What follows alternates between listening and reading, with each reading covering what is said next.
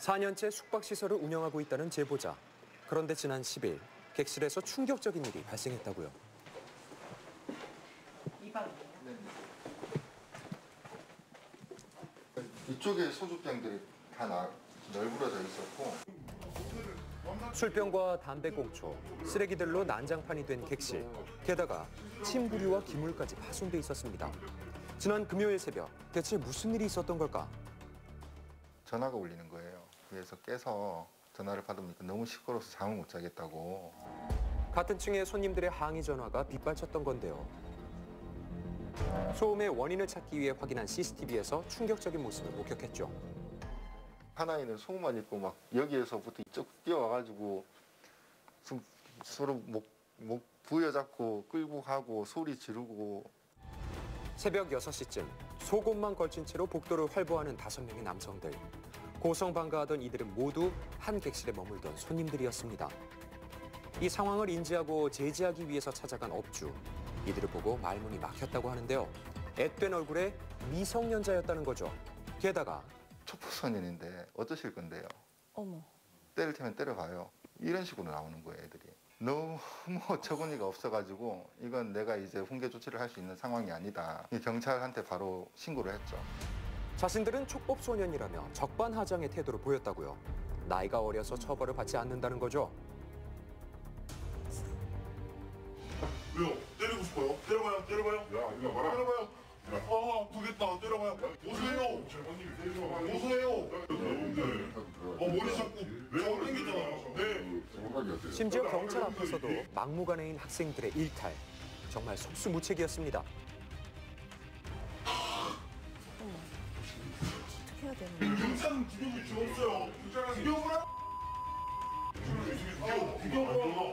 죽여봐.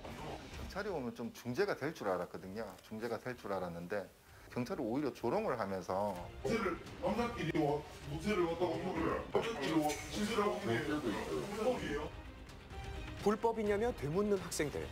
사실 현행법상 미성년자 간의 동성 간 혼숙은 허용되고 있습니다. 하지만 미성년자의 음주나 흡연은 엄연히 잘못된 행동이죠. 문제는 해당 숙박업소가 무인 시스템으로 운영되고 있다는 겁니다. 이 때문에 다른 업소에 비해서 손쉽게 출입이 가능한 상황. 입구의 CCTV를 확인해봤습니다. 정각이 가까워지던 때 양손 가득 소주병을 든 채로 들어오는 학생들의 모습이 보이죠? 그런데 지금 이 숙박업소 어플리케이션에 가도 미성년자 입실이 불가하다고 나와 있어요. 미성년자는 입실 금지라고 고지하고 있었습니다. 보니까 예전에 입구에서 출입을 시도하다가 제가 못 들어오게 한 친구가 있더라고요. 넌 여기 못 들어오는 걸 알고 있지 않냐? 근데 너네들 여기 왜 와서 술을 먹고 있냐? 이렇게 이야기를 했더니만 우리 촉법소녀다. 한번 해볼 테면 해봐라. 이런 식으로 이제 덤비는 거죠. 출입이 금지된 걸 알면서도 무인 시스템의 허점을 노린 거죠. 인근 업소에서 뜻밖의 얘기를 들을 수 있었습니다. 시간대 왔던 그 애들인지는 모르겠는데 한 10시 정도였어요. 그 영상을 보니까 다른 애들 폼이더라고요. 뭐 예약을 하고 왔어요? 아니면 와서? 저희는 그냥 왔어요. 그냥 왔는데 방이 없다 그랬죠. 어려우면 안 된다, 미성년 안 된다면 동성인데 뭐 또 이렇게 자꾸 말했거든요. 저기는 무인 텔이니까 방법이 없죠. 뭐 몰래 들어와 버리면 키 갖고 들어와 버리면 방법이 없죠. 입실을 제한해도 몰래 찾아오기 때문에 뾰족한 수가 없다고요. CCTV 안 보면 악타는 순간에 들어가 버리는 거예요. 그러니까 그 잠깐 5초 10초 사이 놓치면은 당하는 거예요. 계속 지켜보기도 음주 난동의 기물 파손까지 결국 경찰 조사가 이루어졌습니다. 우리 학생들이 5명이 있었는데 4명은 범죄소년이고 촉법소년은 1명이 있습니다. 그런데 촉법소년이 아니었다는 겁니다. 해당 학생들의 나이는 범죄소년에 속해서 범죄를 저지를 경우 성인처럼 형사 책임을 져야 하죠. 처음에는 애들을 딱 발견했을 때 아, 쟤들 진짜 한 대 지워박아야 되나 진짜 이런 생각이 딱 드는데 촉법소년이다 우리 처벌 안 받는다 마음대로 해봐라 이 말을 들으면 진짜 정지 상태가 됐다가 경찰이 이제 16살이라 뭐 그 중학교 3학년이다 이렇게 이야기를 하니까 자포자기 하는 그런 심정이었습니다. 더 이상 분노도 없고. 사건 발생 사흘 후 학생들과 학부모가 사과를 하러 찾아왔다고 하는데요. 그중 한 학부모와 연락이 닿았습니다. 예, 여보세요? 여보세요? 영상 보시고는 처음에 좀 어떤 생각 드셨어요? 참 어처구니가 없죠. 이 어린아들이 이런 행동을 했다는 자체가 부모로서도 충격적이죠, 사실. 반성은 하고 있는. 그래서 지금은 지도 이제 이 모든 일이 기사화되고 하니까 무서워하죠, 사실. 반성은 당연히 하죠.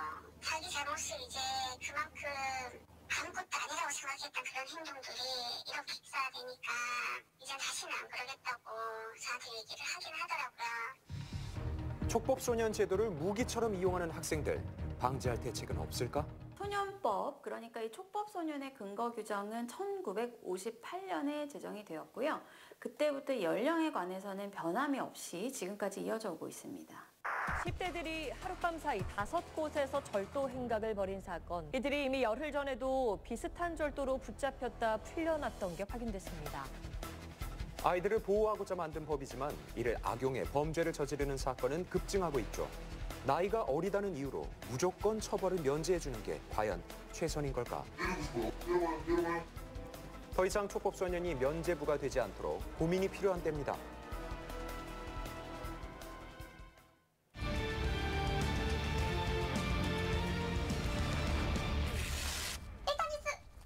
여러분, 수능이 끝난 지 벌써 한 달이 다 되어가고 있죠. 그런데 올해 수능이 이 수험생들 사이에서 역대 최고의 민폐 수능으로 아직도 논란 중이에요. 이 시험 과목 중 하나인 생명과학 2 문제에 오류가 있다는 주장이 제기되면서부터 말이에요. 해당 문제 속 보기로 제시된 내용이 전제가 성립되지 않아서 문항 자체가 잘못됐다는 건데요. 그러니까 예시로 나온 공식 자체가 성립되지 않았다는 거예요. 학생들만의 문제 제기를 넘어서 해당 과목의 전문가들까지 출제 오류라며 논란에 힘을 실었지만 한국교육과정평가원에서는 문제에 이상이 없다며 정면 반박에 나섰어요. 저는 계속 저의 계산 실수라고 생각해서 계산하고 또 계산하다가 어느새 10분이 넘는 시간을 이 한 문제에 투자했습니다. 이견이 좁혀지지 않자 결국 92명의 수능 응시생들이 평가원을 상대로 집단 소송을 제기했는데요. 그러자 소송이 끝날 때까지 해당 문제 정답이 유예되는 사상 초유의 사태가 발생했고요. 이로 인해서 수능 역사상 최초로 성적란이 비어있는 성적표가 등장했어요. 문제 하나로도 수능 등급이 갈리고 대학의 당락이 결정되는 상황에서 학생들은 대학 지원서도 쓰지 못한 채 피마르는 하루하루를 버텨야만 했는데요. 전국의 모든 대학교는 수능 점수 유예로 수시부터 정시까지 입시 일정이 줄줄이 밀리는 상황에 처했는데요. 성적표 보이시죠? 이게 3대 1이 아니라 빗금을 쳐놓은 거거든요. 그러니까 공란이라는 거예요. 이게 말이 되나요? 저는 이런 걸 태어나서 처음 봤는데 친구들도 보고 그냥 할 말을 잃은 친구들이 많습니다. 지금 수능 역사상 전무후무한 일입니다. 처음에는 황당하기보다는 절망적이다 그런 생각이 들더라고요. 차라리 제가 실력이 부족해서 틀렸으면 납득할 수 있거든요. 문제가 오류라고 하니까 정답 처리가 되냐 안 되냐에 따라서 등급이 문제 하나하나가 되게 큰 변별력을 가지기 때문에 엄청 큰 타격을 받았을 거라고 생각합니다. 결국 치열한 공방 끝에 지난 15일 학생들이 승소를 하면서 응시자 저는 정답이 인정됐지만 이미 꼬일 대로 꼬여버린 입시 일정은 복구할 수 없는 상황인데요. 사실 문제가 처음 제기됐을 때 평가원에서 조금 더 꼼꼼하게 오류를 인정하고 조치를 취했더라면 이렇게까지 큰 파장이 일지는 않았을지도 몰라요. 출제 오류 문제가 발생하자 평가원장이 대형 로펌의 변호사부터 선임했고요. 문제 오류에 대한 자문을 평가원의 본부장이 선임되어 있는 한국과학교육학회에 맡겨서 자문자답을 했다는 사실이 밝혀지자 평가원을 향한 대중의 신뢰도가 급격하게 떨어졌어요. 이번 수능을 포함하면 역대 출제 오류가 인정된 문제 지금까지 총 9건이나 발생했는데요. 다시는 이런 사고가 반복되지 않도록 각별한 주의가 필요해 보이네요. 자기야.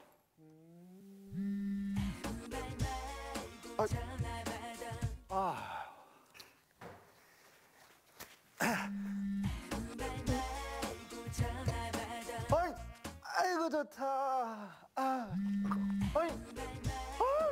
또 누구야? 참 좀 자자, 참 좀. 여러분, 잠깐만요. 죄송합니다. 여보세요. 안녕하십니까? 허경영 대통령 후보입니다.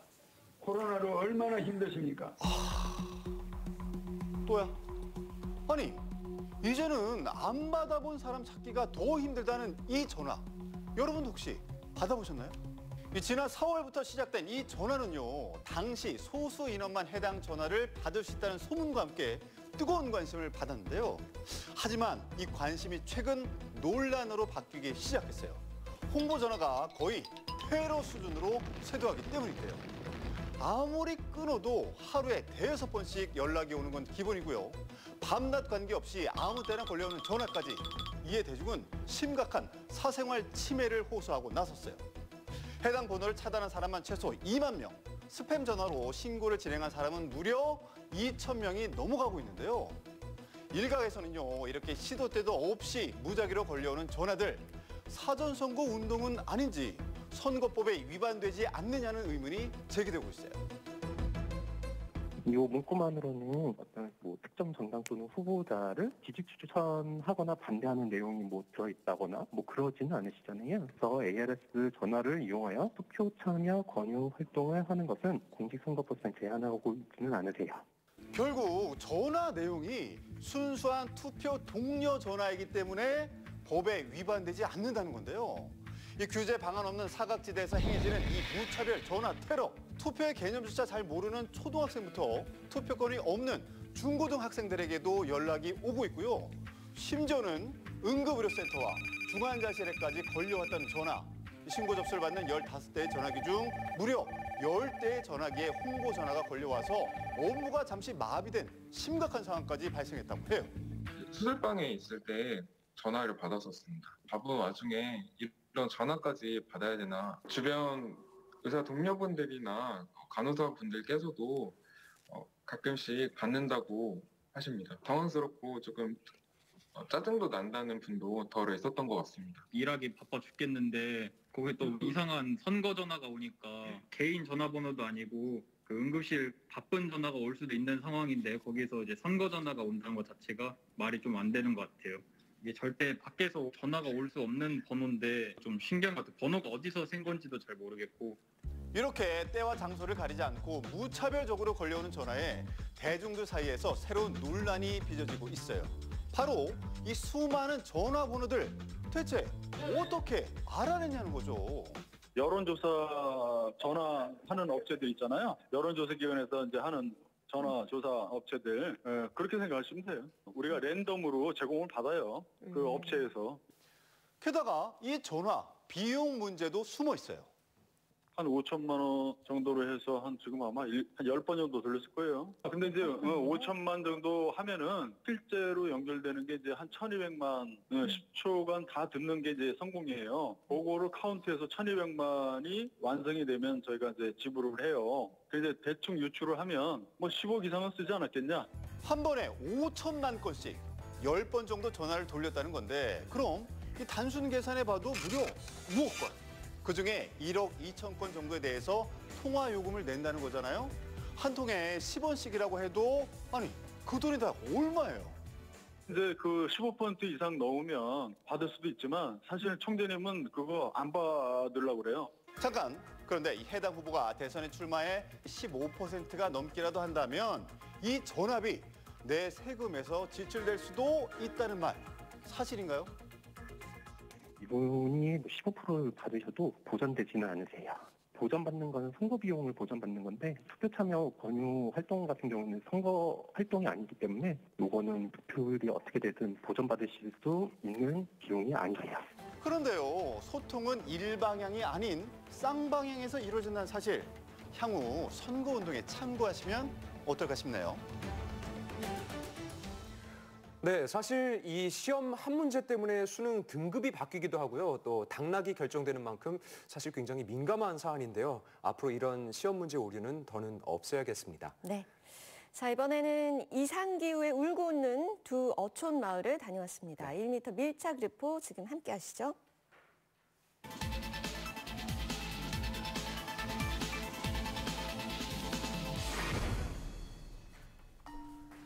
동해와 접해 있는 울산의 한 어촌 마을.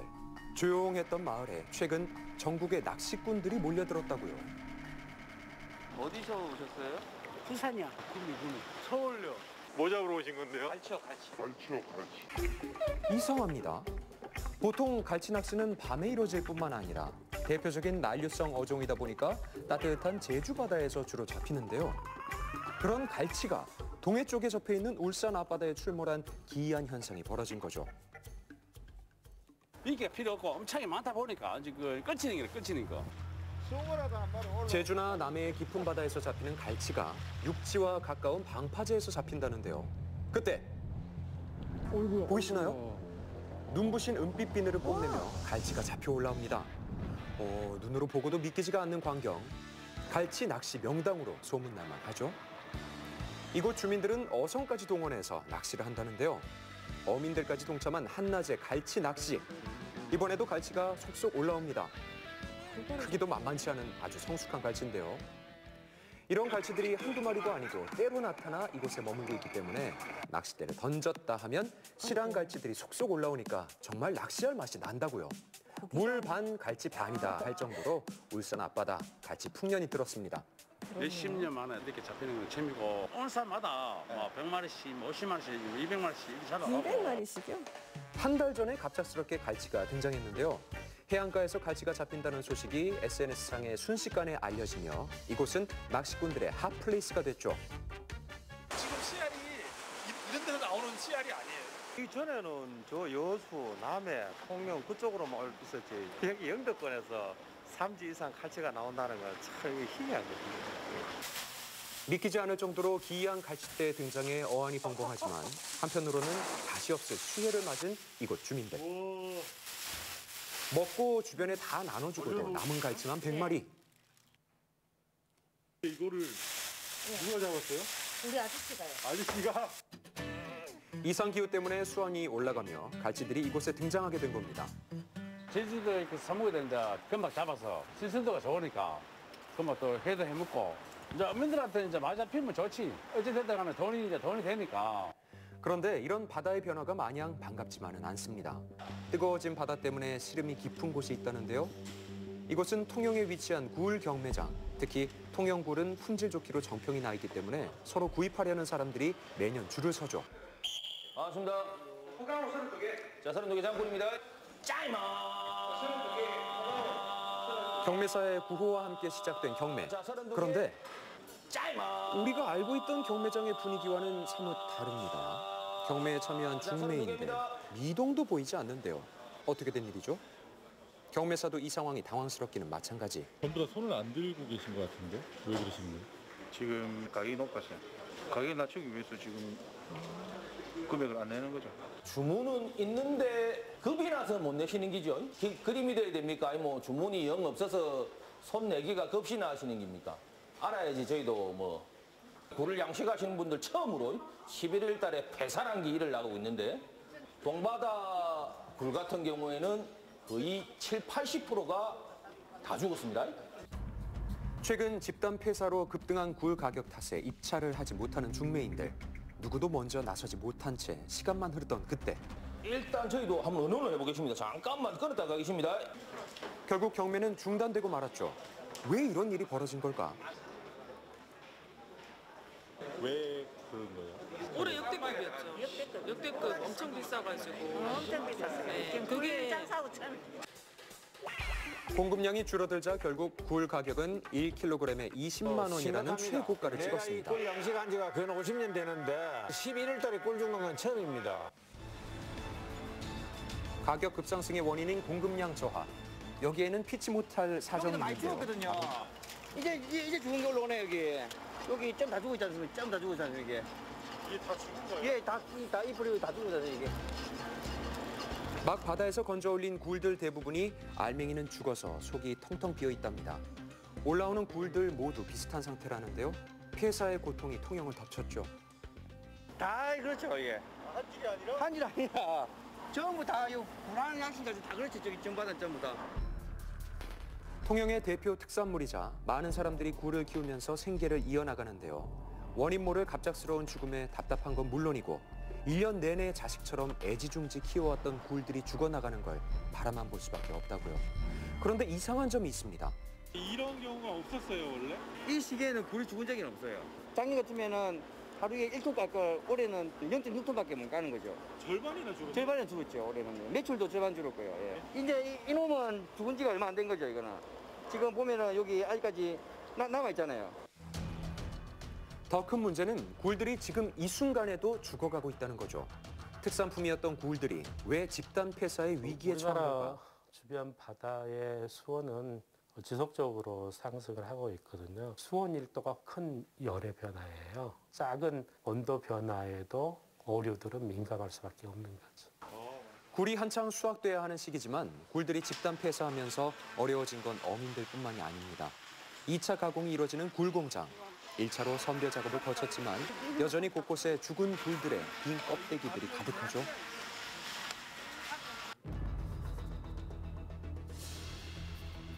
그러면 지금 어떻게 대처를 하고 계세요? 그냥 대처가 지금 막막하지 뭐. 기다려야지. 몇 없는 살아있는 굴들. 그런데 전처럼 실하고 알맹이가 큰 굴을 찾아보기 힘든데요. 크기가 작은 굴들이 계속해서 나오고 있는 상황. 작업한 무게로 1급이 매겨지는 작업자들은 업무량은 배로 늘어났지만 수입은 줄어들어서 일이 더 고돼졌다고 말합니다. 우리가 키로로 따라가지고 돈을 준다 아닙니까? 한 마리에 더 까가지고 가야 키로가 넘게나 많이 까야 되는 기라. 굴 생산량의 대부분을 차지하는 남해안 지역 집단 폐사 피해. 이를 막을 수 없을까? 양식업은 정해진 위치에서 정해진 품종을 해야 되거든요. 그래서 기후변화와 같은 환경변화의 영향을 그대로 받는 그런 문제가 있어서 아마 지금도 이제 피해를 그대로 이제 받고 있는 상황인데 장기적으로 본다면은 기후변화와 같은 환경변화에 적응할 수 있는 그런 품종으로 양식 품종을 전환하는 것이 현실적인 대안이지 않을까 생각을 하고요. 정부의 어떤 국립수산과학원 같은 그런 기관이 주도적으로 해나갈 필요가 있습니다. 바다의 수온 변화는 이미 시작됐고 이를 대비하려면 전 방위적인 대책이 필요합니다. 다 키우는 거죠. 마음은 뭐라고 말할 수 없죠. 1년에 11월, 12월, 1월달 3달 보고 살아가는 거거든요. 올해 같은 절반도 못 벌었죠. 어디요? 작업 끝나면 또 대출해가지고 살아야 되는 거죠. 올겨울 바다가 보낸 신호. 어쩌면 우리에게 곧 닥쳐올 시련에 대한 경고일지도 모릅니다.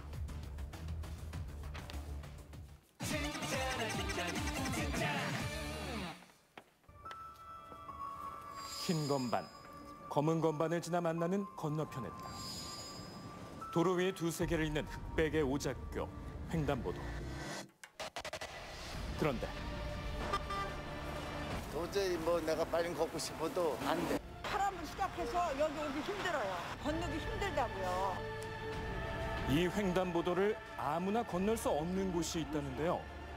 선택받은 자만이 건널 수 있다는 횡단보도의 진실. 지금 확인해봅니다.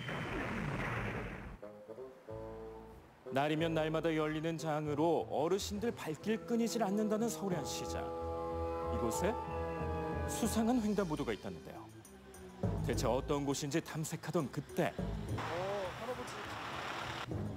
횡단보도를 다 건너기도 전에 신호가 바뀌어버리고 마는데요. 시장 일대의 다른 곳에서도 계속해서 포착되는 횡단보도의 지각쟁이들. 대체 이유가 뭘까요? 아버님, 안녕하세요. 조금 전에 빨간불로 바뀌었는데 위험할 뻔해가지고. 그게 그랬었어? 여 건너는데 내가 제일 늦었어? 아이 빨리 걷는다고 걸었는데도 내가 그렇게 늦게 오고 싶어서 오는 게 아니거든. 이게 통장이 느리니까 발이 아파서 빨리 걷지를 못하니까 그게 좀 늦는 거야. 시간이 좀 짧고 그럴 적에는 그냥 막 허둥지둥 막 그렇게 뛴다고. 건너가질 못해요. 더 서서 바람만 쳐다만 보고 있지. 이미 어르신들 사이에 소문이 자자하다는 길이 40m의 이 횡단보도. 걸음이 느린 그들에게 이곳은 가벼운 마음으로 쉽게 건널 수 있는 평범한 횡단보도가 아니었는데요. 16초 남았는데? 다음 신호에 건너세요. 다음 신호에 건너세요. 애타는 마음을 아는지 모르는지 이내 끊기고 마는 신호. 들어가서 가는 길로 걸릴 때가 많아요. 마음이 급해지죠. 좌우를 자꾸 보게 돼요. 내가 갈 수 있는 시간이 지났는데 있으니까 운전기사 양반들한테 미안하죠. 20대의 제작진과 비교해 무려 42초나 차이 나는 보행 시간. 사고 위험 또한 커질 수밖에 없는데요. 실제로 지난해엔 충북 청주에서 한 고령자가 횡단보도를 건너다 좌회전하는 차량에 치이는 사고가 났습니다. 느린 걸음 탓에 절반도 못 가 보행 신호가 끊겼고 좌회전 차량이 어르신을 그대로 덮칩니다. 미처 횡단보도를 다 건너기도 전에 신호가 바뀌며 발생한 안타까운 사고. 실제로 최근 3년간 발생한 노인 보행 사고 사망자는 무려 2,200여 명. 그중 절반 이상이 횡단 중에 발생한 사고였는데요. 그들에겐 너무도 부족한 보행 시간. 대체 어떻게 만들어진 걸까요? 횡단보도의 녹색 등화 시간은 그 진입 시간 그리고 보행 속도를 고려한 시간의 합으로 구할 수가 있습니다. 여기서 이제 진입 시간은 사람의 인지 반응 시간을 고려해서 보통 7초를 적용을 하고요. 그다음에 보행 속도는 1m/s를 적용을 합니다. 그래서 예를 들어서 10m의 횡단보도다 하면은 진입 시간 7초 그리고 1m/s를 적용한 시간 10초 이래가지고 17초가 되는 겁니다. 일단 그 일반적인 이 고령자의 특징을 보면은 이제 신체 및 인지 능력이 저하되는 그런 특징을 보이게 됩니다. 이렇게 되면은 횡단하는 시간이 더 많이 필요하게 되고 횡단 거리가 길어지면 길어질수록 더 많은 시간이 소요하게 되는 건데요. 횡단보도의 길이가 길어질수록 함께 증가하는 사고의 위험성. 그렇다면 왕복 10차선을 가로지르는 횡단보도. 이곳의 상황은 괜찮은 걸까요? 와, 엄청 기네. 이제 절반 왔어. 한참을 걷고 또 걸어야 겨우 끝나는 횡단보도. 그 길이만 무려 50m에 달합니다. 젊은이들도 걷다 지치는 이 기다란 횡단보도를 과연 걸음이 느린 노인들이 무사히 건널 수 있을까요? 할머니 오셨다. 시베리아 횡단보다 가혹한 왕복 10차선의 횡단보도 앞에 선 한 어르신. 조심스럽게 발을 떼는데요. 무사히 횡단보도를 건너나 싶던 그때 건너실 것 같은데?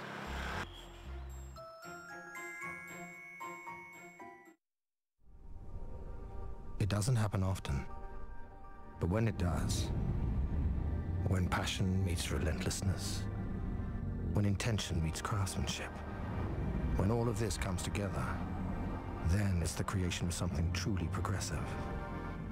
And we've never needed progress so much, have we?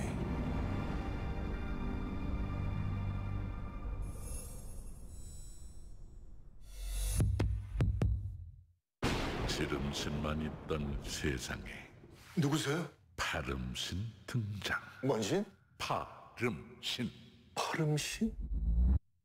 뭘 팔아요? 니꺼. 센트룸은 몸 깊은 곳에서부터 균형 잡힌 영양을 설계합니다. 어제보다 나은 나도 소중한 일상도 시작은 당신의 몸이니까. 몸속의 영양을, 인생의 에너지를 센트룸. 장 건강도 믿을 수 있는 센트룸. 신호가 바뀌고 발을 떼기 시작하는 어르신. 주어진 보행 시간은 단 57초. 그 시간 안에 50m에 달하는 이곳을 건널 수 있을까요? 못 건너실 것 같은데? 잠깐 숨 돌릴 틈도 없이 열심히 걸어보지만 겨우 반을 지났을 무렵 신호가 끊기고 마는데요. 언제 차량이 지나갈지 모르는 아찔한 상황에 지켜보는 이의 마음까지 다급해집니다.